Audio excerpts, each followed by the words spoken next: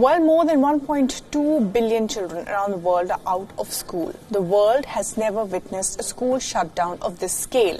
As countries start to reopen their economies, the question remains whether it is safe to open schools after all. But some nations like South Korea, Israel, Switzerland, where infections have peaked, are slowly sending their children back to school. Our next report brings you more.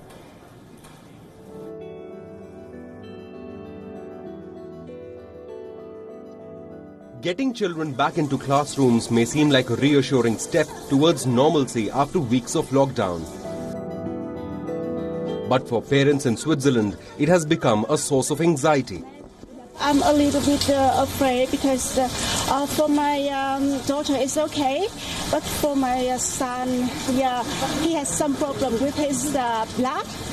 So I don't know whether or not he get the virus. So is it have some serious problem with his health?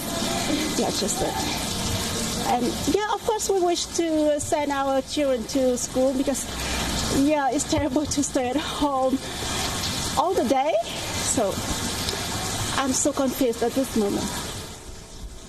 Children at a Geneva school had to adapt to new rituals, with parents dropping them off at a distance.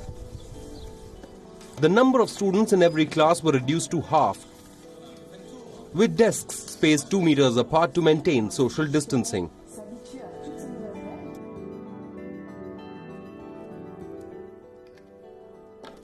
In France, a private school was seen preparing for the return of students after almost 8 weeks of lockdown. The classrooms were sanitized, with the class size limited to only 15 pupils. Meanwhile, face masks are compulsory for all secondary school students. Even in Jerusalem, nurseries and kindergartens were partially reopened. It was very exciting to get back to Gan, to normal. Actually, it's not so normal, but it's the beginning of...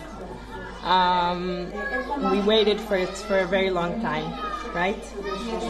We had a great time at home, but he missed his friends and his teacher, and it's very, very exciting to get back.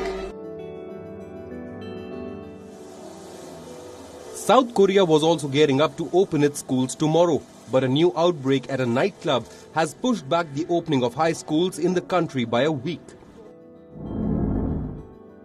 Even as some students around the world go back to schools, many experts are worried that millions of students in the world's poorest nations may never go back to class.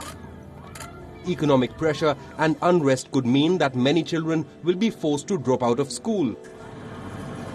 Many of these children will even be forced to go to work to support their families.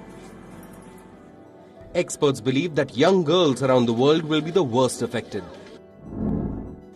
As children continue to stay at home in more than 170 countries around the world, the uncertainty over the reopening of schools remains a big concern. Bureau Report, WION, World is One.